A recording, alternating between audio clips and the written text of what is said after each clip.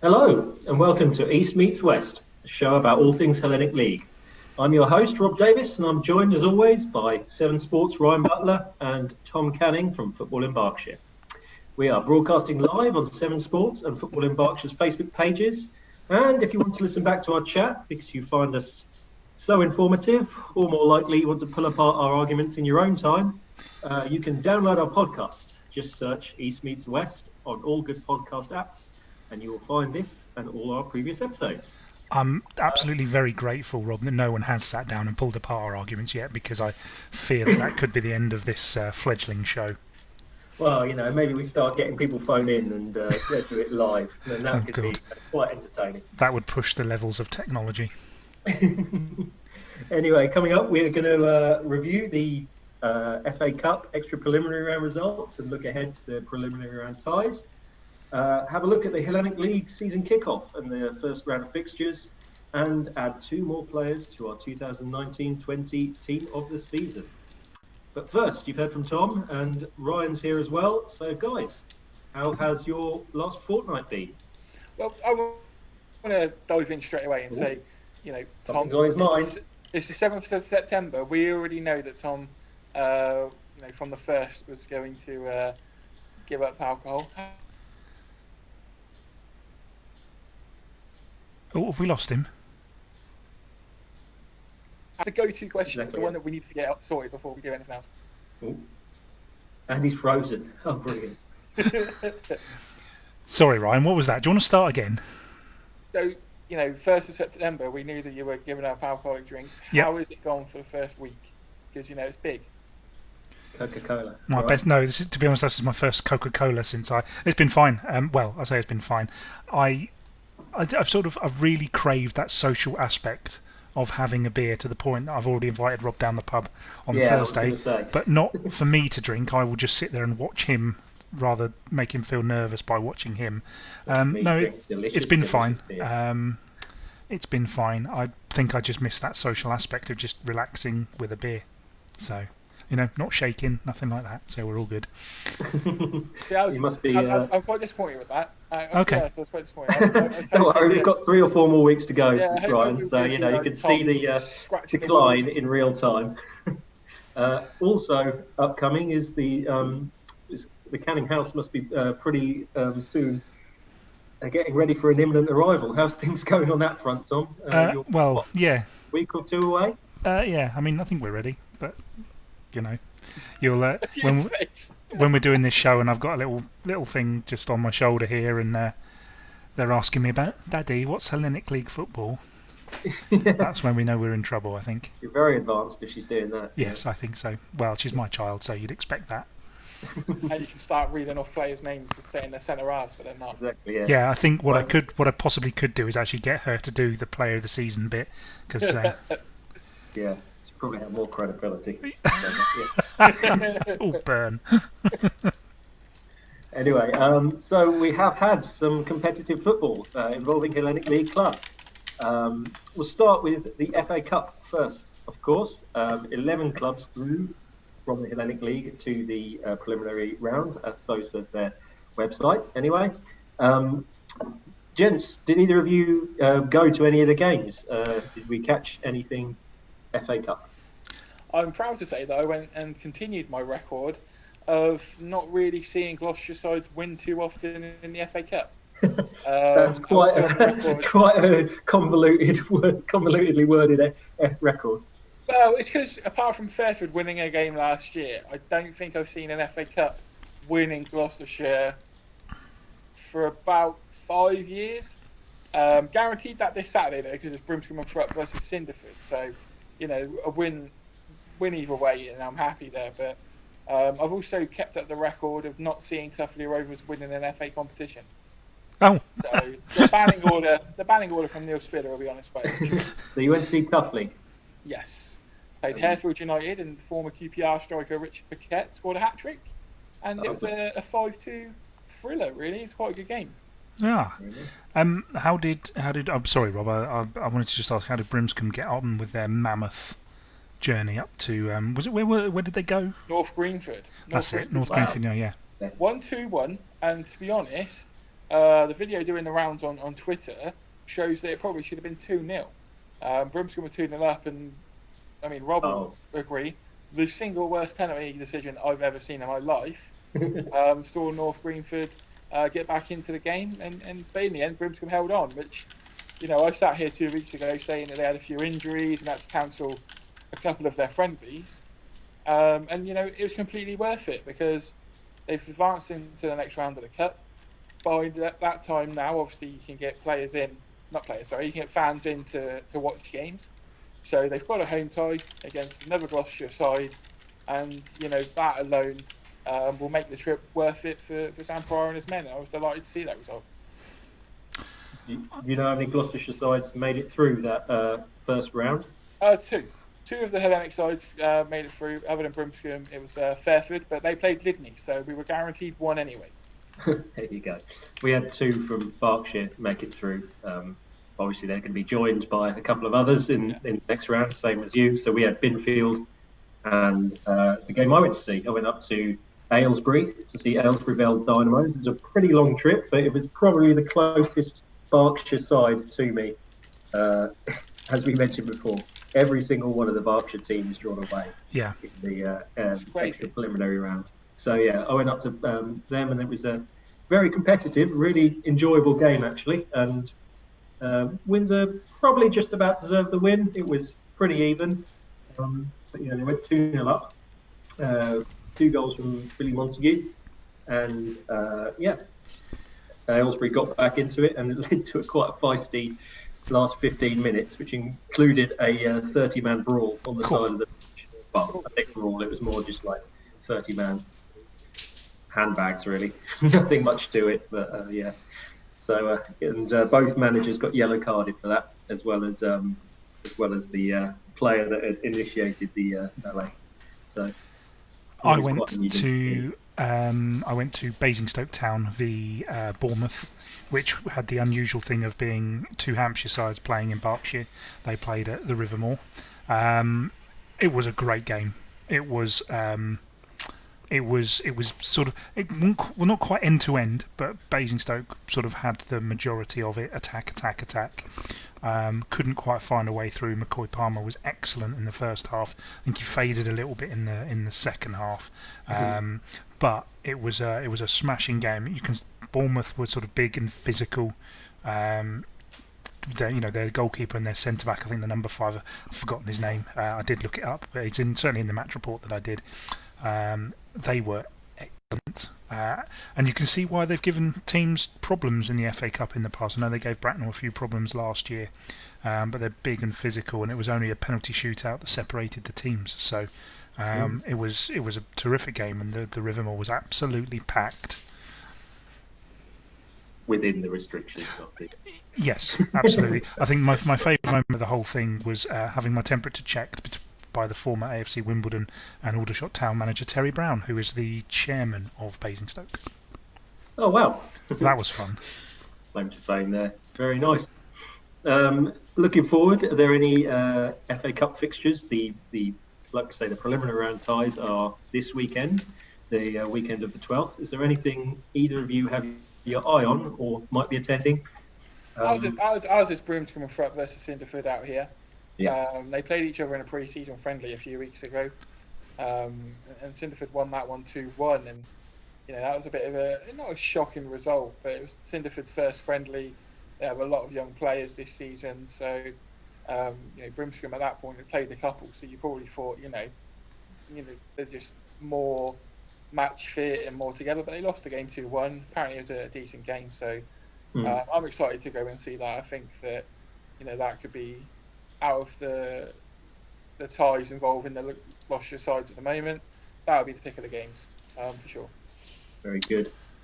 Tom, you got anything you got your eye on? Or are you very much thoroughly in the house now? Very much playing it by ear at the moment, but I think Wantage v Windsor looks a good bet. My wife's family is from Wantage. We just happened to be visiting them on Saturday, so luckily I think I'll be able to get to that one myself. So. But I think the other one worth noting is Binfield AFC Totton.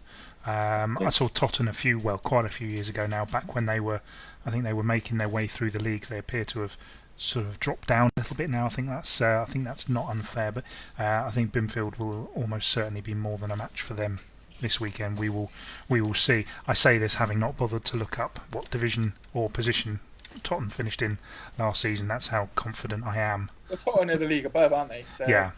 I think that Binfield will certainly give them a few problems and a few things to think about. I might, if I get a chance, if I can string this out long enough, I'll get the old faithful FCHD Football Club history database up and just see if we can find out. Here we go. This is going to work. This is going to be almost seamless. Tottenham finished about mid-table, I think. I guess 13th. Oh, of course, yes. It was they've got abandoned on FCHD, which is annoying. But they won 7 games with 27, drew 8, and lost 12. So I think that's sort of probably mid-table form. But certainly, I would expect Binfield to cause them some problems this weekend, without a shadow of a doubt. That would be a really interesting one. I think I'd probably nip along to that if I wasn't already visiting family, of course. Yeah, if I do get out, that's where I'll go. Yeah, absolutely. They also, I saw Binfield since we spoke, since we were last on the airwaves. They played a pre-season friendly at Wokingham, which was played in hugely windy conditions. It was really, really into the wind. They played really into the wind in the first half and against the wind. With the wind in the second half. It was sort of across the pitch as well, though. So neither team had it easy either half. But yeah, they went behind early to a goal from Wokingham and Embrook. They've stepped 6th side and looked very well organised, but eventually Binfield wore them down and proved too much for them and ended up running out 3-1 winners. Josh Helmore, of course, fresh from Tom Canning's criticism of him the night before, smashed in a free kick to make it 3-1 at the end. So yeah. He did what all good players do, and he is a good player. He firmly stuffed my opinions up my bottom. Sorry, Josh Howell, not Josh Helmore. Yes, Josh Howell. Yes. You criticised. Yeah, and it was Josh Howell that slammed in the free kick. He firmly, metaphorically, told me where I can stick my opinions, which, as I say, all good players do. Absolutely, yeah. So, a couple of FA Cup reviews to look forward to next week when we first meet. Before we get off the FA Cup, I just want to give a little shout out to Long Crendon, who played their first ever game in the competition on Tuesday and managed to win away at Clanfield. So they're not quite in our area, but they're still Hellenic. So they're Hellenic Div 1 East Long Crendon, and they played away at Clanfield 85, who are Hellenic Div 1 West. Managed to get a victory, and their reward is a trip to Aylesbury United, who are step 4, I believe. So a bit of an occasion for them, I think. So pretty tough assignment, but a bit of an occasion. So yeah, pretty much chalk and cheese to our debutants, Newent Town. They played Cribs away, and they made headlines for 2 reasons. First one was they conceded after 11 seconds, 1-0 down. And the second one was that the changing room got broken into during the game, and some of the players had their things stolen, including car keys for their 68-plated BMW that was parked at Newent Town's ground. So someone then drove from Cribs up to Newent, stole the vehicle, and it made a lot of online publications. Was the news? Oh wow! I completely missed that one. Yeah, and there was a bit of a Twitter beef between Cribs and Newent, players, fans, and what have you. Cribs saying, "Oh no, it was someone who clearly knew the Newent area and what have you." Newent saying, "No, definitely someone from Cribs has done it." Only to find out that the police found the vehicle in the area. So make of that what you will. Newent Town's FA Cup debut will one be remembered. God, that's quite something. Wow. That is. I just wanted to, if there are any Aylesbury United fans watching, they will no doubt be quaking at the thought of a much lower league team coming to Buckinghamshire to play them. They have huge form in succumbing to lower league sides in the FA Cup, in the early rounds of the FA Cup. So long may that continue. Yeah. So good luck to all the Hellenic clubs who are playing again this weekend. Also starting this weekend is the Hellenic League. Since we last spoke, we have fixtures. Of course, some clubs are starting this weekend. Some clubs are starting the midweek following. So anyone not involved in the FA Cup is starting this weekend, I believe. Or yeah. Most clubs are. And then there's a full fixture list in the following midweek after that. So if we look at the fixtures for this weekend first, there's only 4 or 5, but does any of them take your eye at the moment? Are there any fixtures you're looking forward to this weekend? I think for our perspective, Bishop's Cleeve Ardley will be a good game. Bishop's Cleeve, a side who lost their manager and a few players in the summer period. So it's a bit of, not a rebuild job, it's probably harsh to say that, but it's a new look Bishop's Cleeve and a lot of expectation with Bishop's Cleeve this year. Ardley, they're always a difficult side to break down, and turn the clock back 12 months, it was Bishop's Cleeve going to Ardley on the opening day where it didn't go all to plan for them. So it'll be another tough game. Longleven Shrivenham is also one that stands out for me. It was a game that I went to last year where Longleven beat Shrivenham 6-1. A week after Shrivenham beat Fairford 5-2 or 5-1 or whatever it was. So, if Longleven can get off to a decent start, they've got a few home games to kick off their season. It could be a very, very good season for Longlevens. But in equal measure, you could easily start with a defeat because Shrivenham are a tough side, and you don't finish that high in the league like they did last year if you're not very good. No, so that'd be one to look out for. Talking of tough sides, I think Lydney Reading City will tell us an awful lot about how well Reading may or may not do this season. Hopefully they will. I'm hoping they're going to have a really good season. They've got some good players in there. No reason why they wouldn't. But they always seem to play Lydney at the start of the season, whether it's home or away. They always seem to. They seem to play almost. If I didn't know any better, I'd say they played them every week. But Lydney are a tough side to get around, and I think that'll be a really good. That's a tough start for Reading. I think. And just say you've got to feel a little bit sorry for Reading City. I mean, they haven't had anyone through the turnstiles, obviously, in the last 5 months. No. Probably limited sponsorship and things like that. And then the FA Cup comes around, their first game, drawn away to Hamble, down on the Severn, essentially. Not exactly a short journey. And then the fixture list comes out for the league, and 3 of their first 4 games are away, starting with an away trip to a team the other side of the River Severn. So the only thing is they will be used to away games at this time of year. Usually it's just been the festival weekend, so perhaps they could do without travelling all that way. But they certainly away games at this point in the season isn't unusual. Can I just? What I would say as well quickly is that Lydney at the start of the season is always a bad time to go play Lydney because Lydney always in the last couple of years started the season very well. So they always seem to be that tougher, that harder, that little bit more quality at the start of the season. So the timing for Reading City is quite bad there.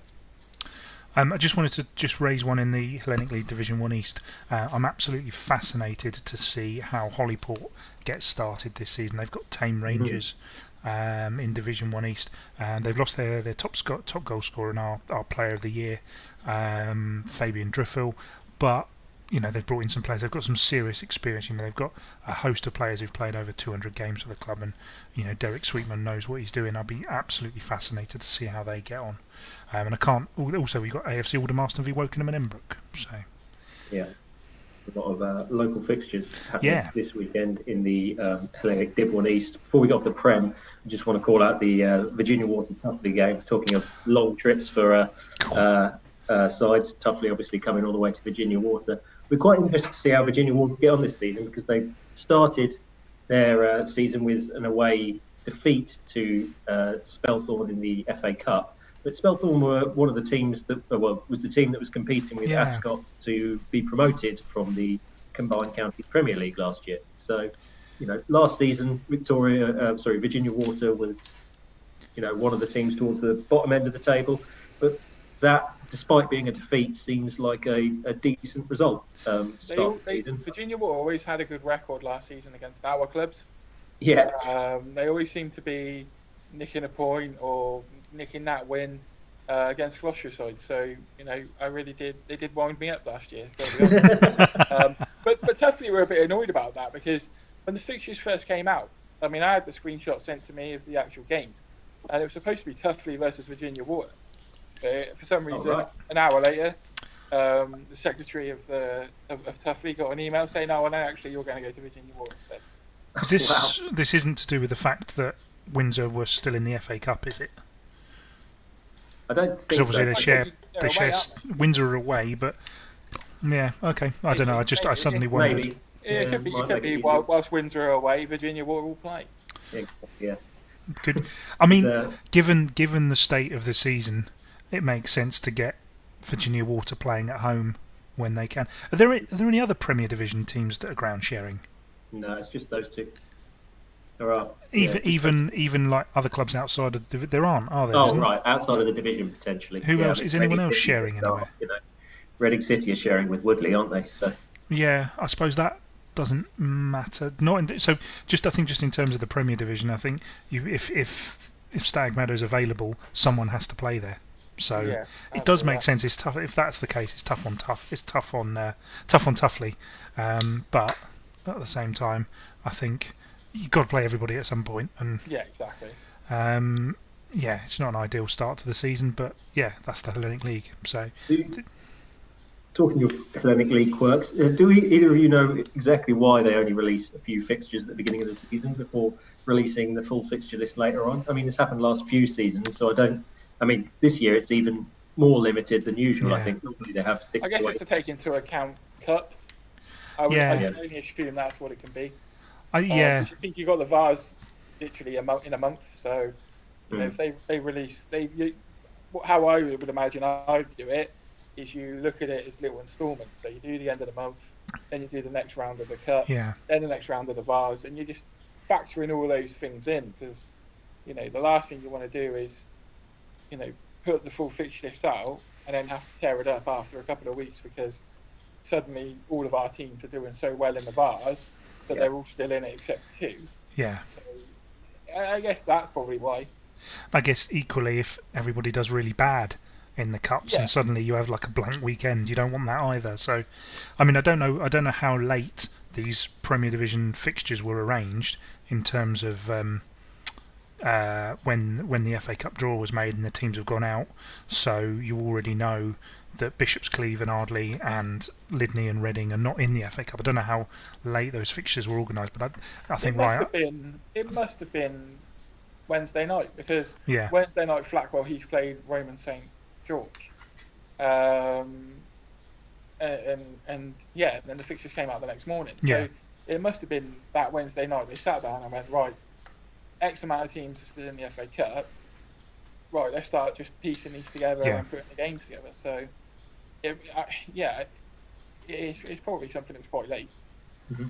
It's I must admit I don't envy the fixture secretary's job because I mean you just put in, it's like being a referee. Anything you do you're just going to get flack for, and I don't envy that. So you certainly get no argument from me over fixtures, but ultimately you've all got to play each other sometime, and there we go. Well, hopefully that can be the case for the rest of the season, considering the current climate. But with the season about to start, one thing we thought we'd do is a little bit of a prediction league between the 3 of us.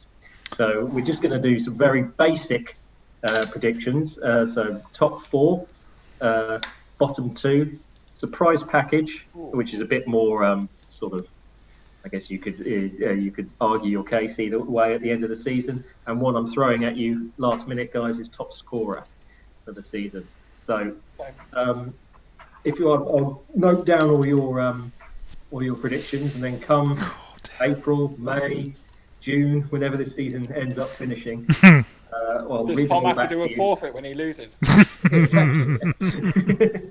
I'll read all your predictions back to you, and we'll see who has come out on top. So, anyone want to go first in terms of predicting a top 4? I'll give it a go. Why not? Go on then, Ryan. I reckon to appease everybody, I'm going to say Binfield to win the league. I'm going to say Westfield to finish second. Yep. I'm then going to go with Wootton Bassett to finish third. Wow. Okay. One from left field there. And I think Fairford to finish fourth. Okay. I tell you what I love more than anything in the world is if it is a shootout between Westfields and Binfield for the title, which I think we all probably agree that's going to be the case. Is that fair? One way or the other. I'd love it to come down to the 2 games between those 2 teams. Just whoever wins those games. There's a season on the line almost. There's a title on the line. One of those games is next weekend. So yeah.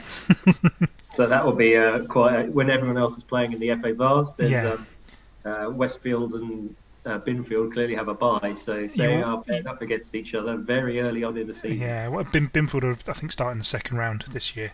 Exactly, yeah. But that game, that's almost too early, that one. Yeah, that's almost too early. But you get into it, I suppose. But I don't know. I haven't seen Westfield, so I really can't.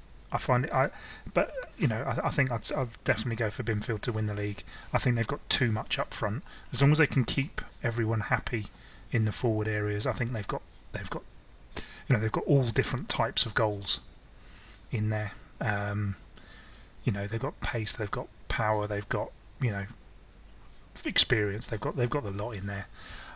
So I think I'll probably go Binfield, Westfields. I think it'd be very difficult to say anybody outside of this season's top 3, but I do think actually Burnham might surprise us. So I'm going to put Burnham in the top 4, and I think my surprise package is I do think if Billy Montague can bang in the goals for Windsor, because that's what I think they were lacking last season, if he can score the goals, they might surprise a few people. So you're going Fairford 3rd and Burnham 4th, is that right? Yeah, I think so. I suppose it's Flackwell. Any number. There's not really there's not a bad side in here. There's not really a. It's just what order they finish the season in. What else do we have to predict? Bottom 2.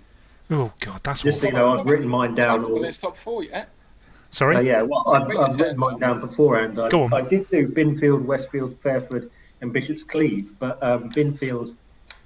We've all got Binfield now, so I'm wondering if even though I think they are going to win, maybe I should swap those the top 2 around. What do you think is best, mate? If you end up losing on the basis that you swap that, you'll never hear the end of it. Don't worry. It's going to be pigsy. But yeah, so maybe I'll stick with the Binfield, Westfield, Fairford, Bishop's Cleeve, just to give added motivation to those guys over at Westfield. So when they definitely hear this and come back.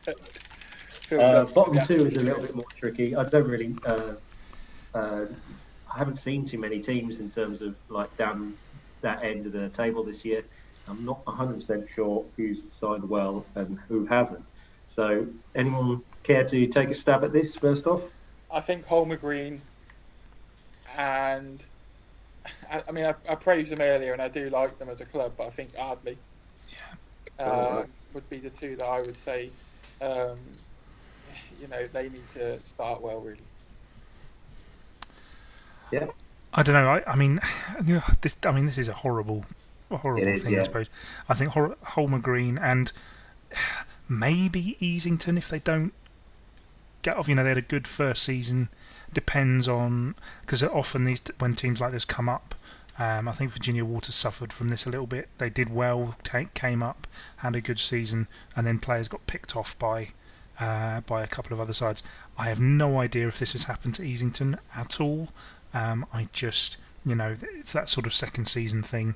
You do see it, but I guess ultimately you get a bad run and any team's going to struggle, I suppose. But probably Holmer, but I think only one will go down.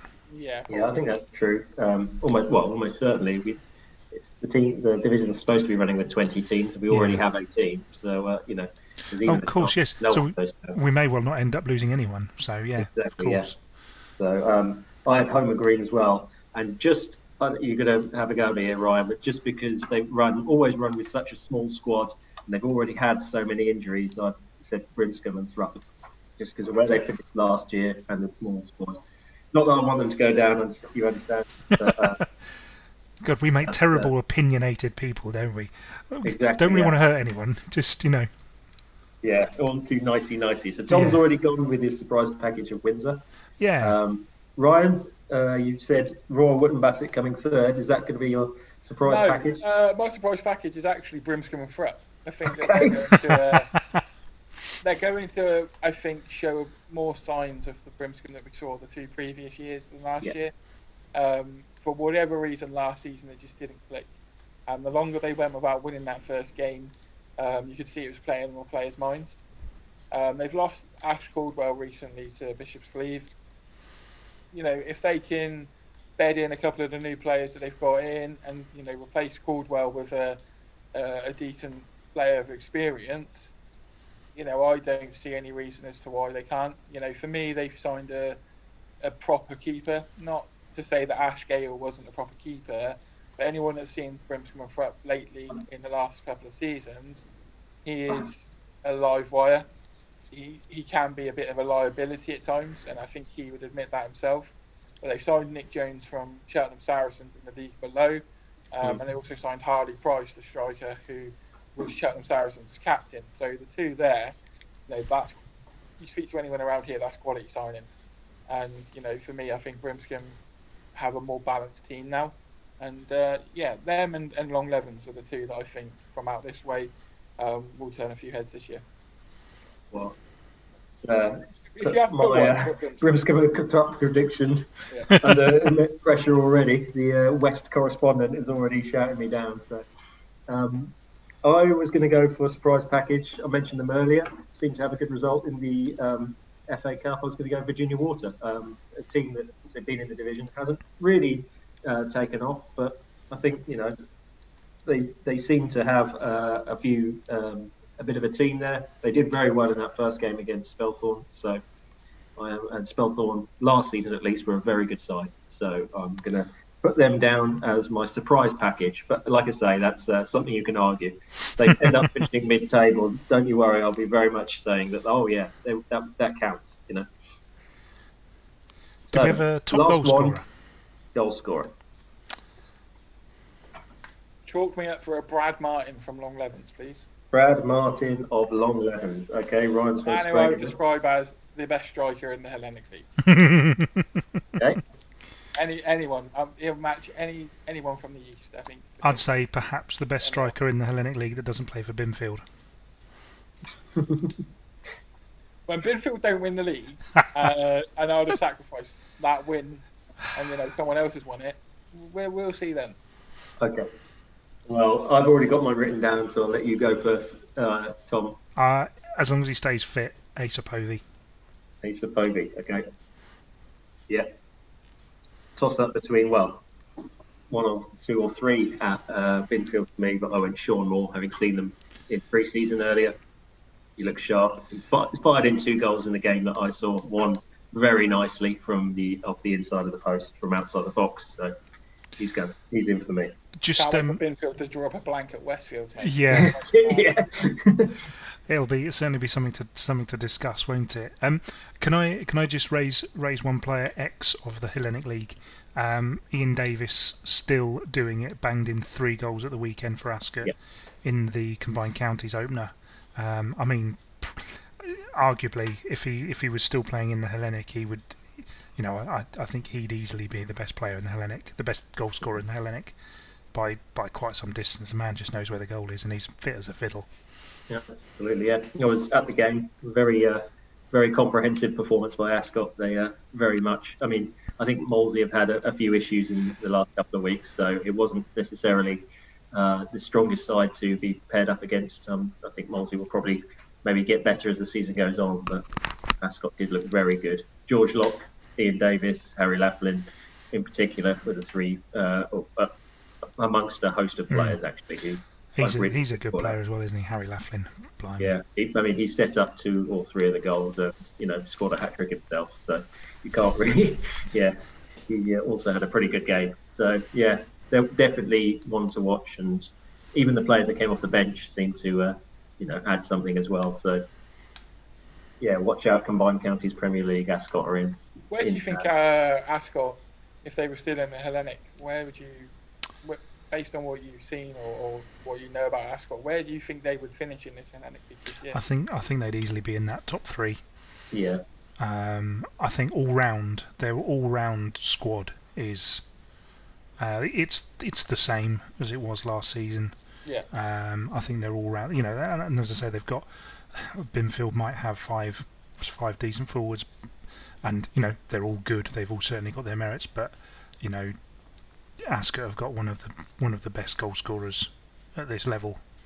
Along with Laughlin and countless others, there's a lot of variety in that team. You've got fullbacks who get forward. You've got defenders who you've got young fit defenders. There's a lot of variety in that side. Would they win it? I mean, the Hellenic, certainly the top 3 or 4 is going to be very, very strong. Whereas Ascot, I think, bar a couple of defeats last season, they were sort of running away with it. They were running away with it. The points per game actually was quite interesting. The Hellenic had the teams at the top of the Hellenic were ahead of Ascot in their points per game. So Ascot had that run of games where they couldn't beat a home side who played in red. Yes, they couldn't beat the team at home who played in red. That is exactly that was the thing I was thinking of. Yeah, they did have a bit of a problem at the start of the season, but considering as well they played all their games away. Absolutely. I think they've added to their squad as well this year. So Ricardo Andrade was a player who came off the bench at the weekend and won a penalty, although the penalty was quite soft, but he was a real live wire, and the Molesey players really struggled to contain him. So if they've added to the side that was doing so well last year, then I think they're going to be a force to be reckoned with, certainly. If I can mix a metaphor slightly, I think the teams. I was sort of maybe I think sort of the top order in the Hellenic is much stronger than the top of the combined counties. In terms of tail, I think it's probably much of a muchness, but there's 3 or 4 teams at the top of the Hellenic. I think Ascot just got to get out of that division before Jersey come up. Yeah, absolutely. Well, who knows what? We do step 5 leagues next year, so even if they don't get out of there, who knows who's going to end up in which league? So Jersey even are in that step 5, but we'll wait to see that for next year. Moving on, we will go on to our team of the season. Last time we put the left and right midfielders / wingers to the vote, and who did we have? So on the right wingers we had McCoy Palmer, storm away with it. The Reading right winger. Left. He is the left winger. You're right. Yep. Sorry, Reading left winger McCoy Palmer stormed away with it and got 55% of the votes. So he is made it into the team. And then on the other side, we have Luke Swan of Easington Sports, a first place in the team for Easington. And Luke also got a high percentage, 45.5% of the votes. So those two go into the side. A couple of comments on that is that we've finally got, after 7 players, we've got our second player from the same club. So Reading City now have 2 players in there. Still no players from either Binfield or Westfields, probably the 2 astonishing clubs from last year. Exactly, yeah.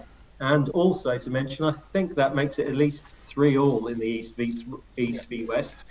More importantly, yeah. Yeah, if not like 4-3 if you count, because I sort of picked I don't know if Easington counts on our side or not. Maybe neutral.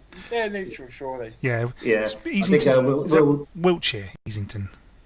No, I think they're up in Oxfordshire. Oh. So yeah, I think they're around same sort of places, Banfield and I don't know, Ardley and places like that, near all them. But I think I'll have Luke Swan the tiebreaker if we end up on 5 all. Okay, so this week we are discussing centre midfielders. As with our centre backs, we've decided that we're going to do 2 semi-finals. coming together where 2 players go through from each semi-final, and we will have an overall final where the top 2 will go into our centre midfield for the team of the season. Ryan, I know you're jumping at the bit for this with 10 to list off here, so I'll hand over to you. Beautiful. Go first. Well, a lot of my list is obviously Gloucestershire based, and it naturally will be. First off, Freddie Ward at Bishop's Cleeve. I describe him as the Benjamin Button of Gloucestershire football. I won't say it too loudly, but in his 40s now. But he plays like an 18-year-old. Bosses the game, just sweeps in the middle, side to side, in front of that centre half pairing, and he is probably the fittest man I've ever met in my life. Physically, he is a phenomenal athlete. Always running, always put it on Facebook. He's always out and about. And, I hate people like that. Honestly, he's older than a lot of my players, but no one really matches him for his athleticism. Another player who's a bit more experienced is Sean O'Connor at Long Levens. He was a man who, when I first started watching Long Levens, was playing up front as a second striker, and over the last 18 months he's had to change his role within the team. Was given the captain's armband by Craig Martin, and he finds himself in the centre of midfield. And for me, there are very few better than him right now. I think from his distribution to his decision making, his free kicks, his goals, he chips in with a lot of goals, even from that midfield position. I remember going to Bassett away. Long Levens were 2-0 down after like 10 minutes. Scored one just after half time from O'Connor, managed to get an equaliser, and he ended up scoring a winner from the halfway line in the final minute. And that just sort of sums up the kind of player he is. In the midfield with him at Long Levens is Tommy Callanan. He's a player who is, you look at like the Premier League and the Football League, and there's always seems to be that player that is for the big occasion, and Tommy Callanan is that for Long Levens. He scored in the FA Cup the other day at Risborough, and the amount of times he has scored in those FA competitions for Long Levens is absolutely frightening. He is becoming a very important player for them. As is Jake Rhodes at Tuffley Rovers. He was one of my players of the season last year in Severn Sports Centre season awards. I think he was my nominee for Breakthrough Player of the Year. He had come to Tuffley as a striker, again similar to O'Connor, and he just found himself, maybe not physical enough to play up front in the Hellenic League. Played a few games in that central defensive midfielder role, and honestly he's relishing it, and he's improving every time I see him. Was given the armband in our last trip to Tuffley against Hereford Pegasus in a friendly, and again he's becoming a very crucial player in that team. I've put Ash Caldwell in there from Brimscombe and Thrupp, and Jake Parrott from Brimscombe and Thrupp. Two players that, when Brimscombe was sort of burning around them at the start of last season when it just wasn't going right, there were two experienced players that held it all together, particularly Parrott, who like Freddie Ward, is an older player, but his experience is what you need in the Hellenic League team for me. Just to be able to control the game, to be able to calm the tempo, to be able to try and dictate it. So he is always going to be a player that I look at. Dan Bailey at Fairford Town, as I've got a few here. Dan Bailey at Fairford Town improved. He's improved year upon year, and he's got on better as Fairford have got on better. So he gets a mention for me. Dom Kent is another youngster who I've seen since he was about 17. Come through the ranks of Gloucester City, play for Tuffley, and again, he is a very crucial player for Tuffley. He was their top goal scorer last season from central midfield. Again, he's a crucial player for them. And my final two aren't from Gloucestershire, you'll be pleased to know. One's Ryan Markham from Easington Sports, former Wantage man. He was part of that Wantage side that won the league. And, for me, he is class, absolute class. As is my other selection, Antonio Gerish from Shrivenham. He's a player who I think I saw play for Bassett previously. And I've seen him also play right wing, left wing, and in centre. But I've picked him for the centre Butler because that was where he played most recently. So that is my shortlist. Short being the operative word. Tom, do you want to add a few more for the east side of things? First of all, Ryan, how on earth are you going to cut that down into? That's what I'm just thinking right now. So my first nomination is Danny Horscroft, Windsor and Binfield. He's a player I've watched for a number of years. I think he started off the season at Binfield, moved over to Windsor as Binfield got a couple of slightly more experienced players in. But he's a player that I wouldn't necessarily say. Not so much necessarily maybe sort of a big game player as we were talking about before, but he does know how to pop up with an important goal here or there, and he's got a bit of an eye for a pass, and I've always enjoyed watching him play, whether it was for Woodley or Binfield. He's played for Binfield on a couple of occasions, and Windsor, I saw him a couple of times for Windsor, but he's always sort of there or thereabouts, and he always plays with a smile on his face, which I really like to see. I think sometimes people sort of and footballers, it can all be taken a little bit seriously. He always seems to have a bit of a smile on his face, which I like, and plus the fact he turned up in the Windsor dressing room after a win with a guitar. So which was all good fun. Rob, I remember we got to ask Mark Cooper about that, which was he said sort of not in my day, but Yeah, absolutely. You can, all our old podcasts and interviews are available on all good podcast apps. So.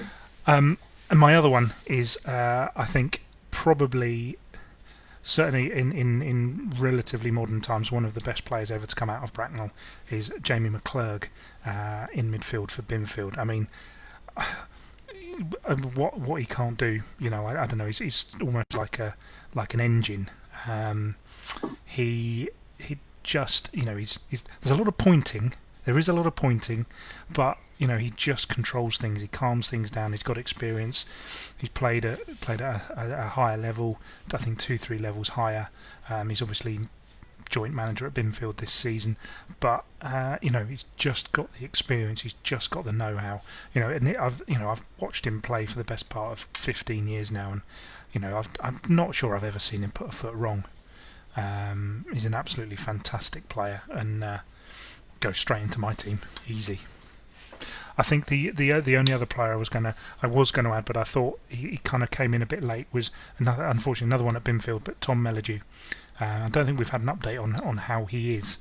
He had a bit of an accident at work during either before lockdown or during lockdown. We haven't had an update on how he is, but he's certainly, again, FA Vars winning, Thatcham captain. But I don't feel like he played enough games, but just another player, another full of experience. He is quality though, isn't he? I feel like if you're a midfielder in the Hellenic League, if experience counts. Yes. I think a lot of the players we've talked about have been the ones that we've spent a lot of time talking about, have been slightly older, and you'd think maybe wouldn't have the legs, but they're all very fit men. Absolutely. Good shouts there. I've mainly concentrated on the teams that perhaps we don't cover between us here. So I've got one or two. I'm actually glad to hear you say Girish and Markham, because they were both on my list, which is good. So maybe we'll add those two to the polls to make things easier. But before I go on to those, one little shout out to Dan Davies, who had a very good first season at Reading City. Young man, so completely contradicting everything you just said a moment ago. That's what it's all about. Front of the defence at Reading City and clears things up very nicely. 21 games and 3 goals. So did pretty well for them last year. Another guy at Shrevenham, and Tom Ballard, who's managed to get a move to Wantage at higher up the leagues based on his performances over the last 2 years since he's been at Shrevenham. Last season, he had 35 games and 7 goals, chipping in from midfield, which is very, very useful. Joe Eyre, the Islington Sports captain, I'm pretty sure he plays down the centre. I think he can also play out wide as well. So he played 32 games and scored 3 goals for Islington as well. So him alongside Markham, both good candidates for the team. Kane Duncan from Burnham, 37 games and 3 goals. Don't know too much about him, I've got to say, but he seemed to be a fairly highly rated player over there.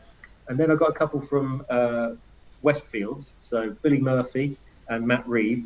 I know Matt Reeve's been at Westfields for a long time. He's very well thought of in the club.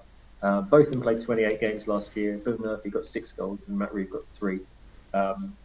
A couple of others I just had noted down. Ashley Howell from Flackwell Heath, 33 games and 7 goals. Chipped in with a lot of goals for them. And George Ball for Brackley Town Saints, 25 games and 5 goals.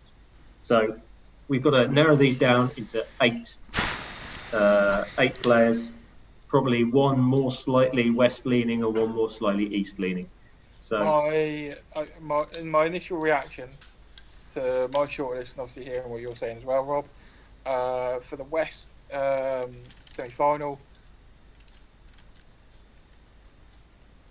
I've put down Sean O'Connor, Jake Barrett, Dom Kent, and Ryan Markham, and that's solely based on the influence each player has had on their team that last season.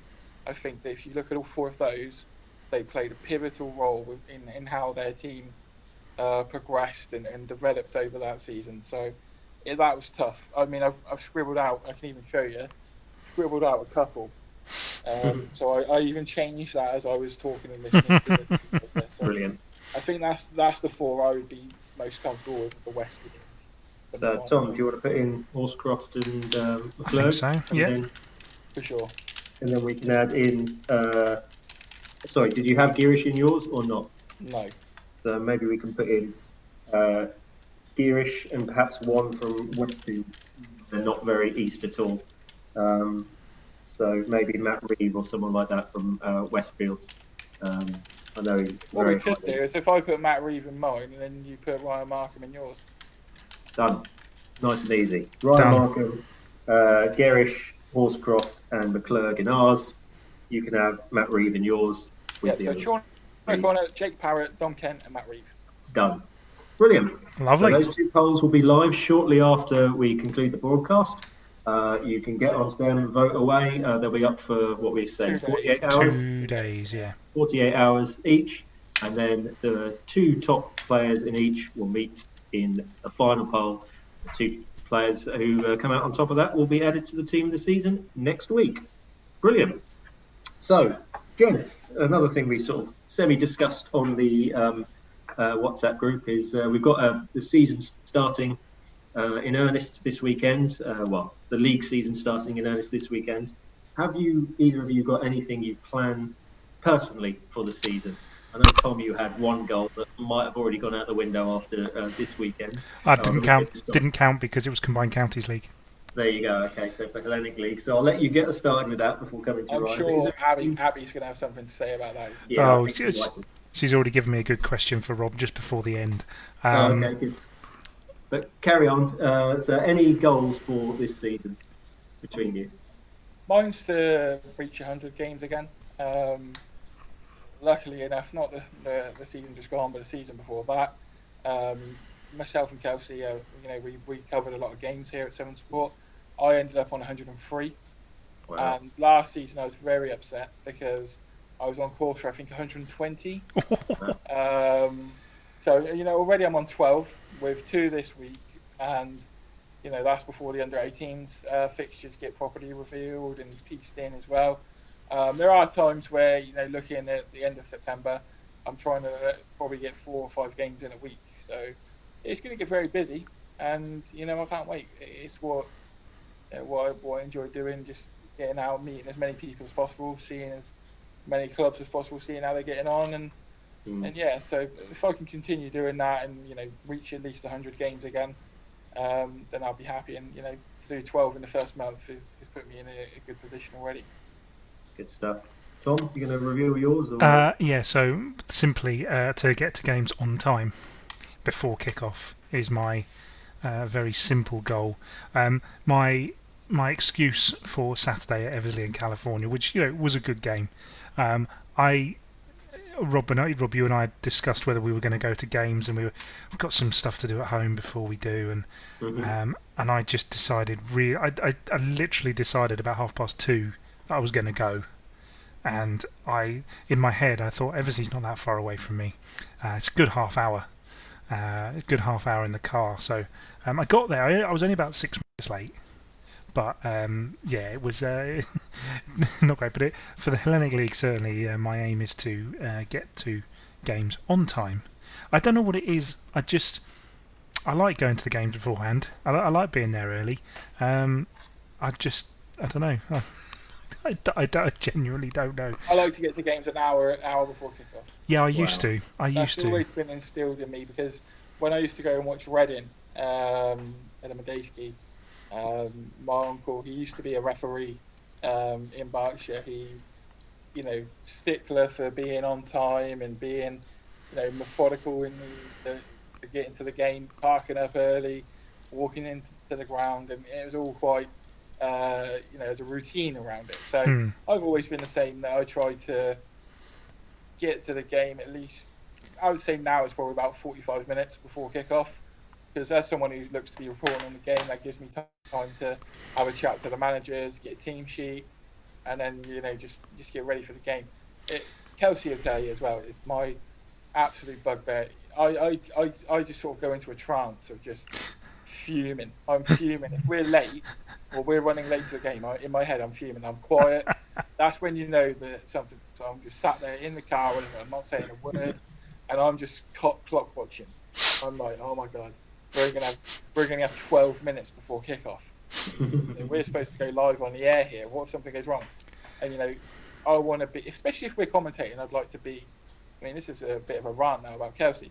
I'd like to be at least half an hour before the game's kicking off. At time to get the team sheet, get myself ready, get the kit set up, and then we're perfect. But when we're running for time, I'm fuming. I'm not to take that personally, Tom. But, No, I not at all. I was just looking. I think 6 minutes after kickoff, my anxiety's flaring up. Last season, I think I managed 38 games. The previous season, I managed 39. That's about normal for me. Might not be this year though. No, I'm not sure I'm not sure I'll get anywhere close to that. I think once a week. What are you doing, man? I think this season partly is going to be killed off by normally in pre-season I'm working away and I can go to 3-4 games a week during pre-season. That's not happened this year, obviously. I think the only thing I would say about I think sort of the lateness thing. I know I get what you're saying. If you're there commentating and you've got to set up technology, but Rob and I, when we're reporting on games, we're just turning up with Twitter. We're not commentating on a game. There's nothing even before that, I'd have to get to the game 20 minutes early, 20 minutes before kickoff, I would say. I'd like to. It's a goal. It's an aim of mine. It is a plan. I think the only other thing I really want to do is just I want to just make sure that we keep on being relevant and make sure that our site is relevant and people are using it in the right way. And I want to make sure that there's a good mix of men's football, women's football. I don't want any sort of split between the two. If it's a big story, it's a big story. And I want to just try and make sure, just trying to keep up with everything, because I decided that covering the county was a good idea, and I don't want to sort of slip. Whereas previously we were covering 6 or 7 clubs, I don't want to let the levels drop. So that's going to be a challenge. But we've got 5 or 6 people now doing stuff, so we should be all right. I should think. I'd like to think it's the influence of Severn Sport there that you decided to branch out a little bit, seeing that just me and Kelsey, 2 of us, could achieve it. Well, I could achieve it. Kelsey was just there to hold my bag. And I was going to say I didn't want to bring this up because it's not about this at all. But has Kelsey still got himself a girlfriend? Oh, he's just moved in with it round the corner. Oh no! You want an interesting story, right? She's moving out of her house in Cheltenham, which is about 8 miles away from Gloucester. Me being an absolute gentleman and top friend, I've allowed the pair of them to store some of her stuff here. And I'll be honest, guys, there is more of her stuff in this flat than there is my stuff. I don't own a lot of stuff, but yeah, just top friend, top guy. Yeah. And, it's what it is. Great lad. Oh dear. Anyway, what about you, Rob? Well, Oh, I was just going to maybe add a few more Hellenic League grounds to my. I haven't actually ticked off that many. I know the league is quite geographically quite a large area, so I don't tend to travel a huge distance with games. But I think there's 17 grounds in the league, 18 teams, and Windsor and Virginia Water ground sharing. I think I've only done 6 then.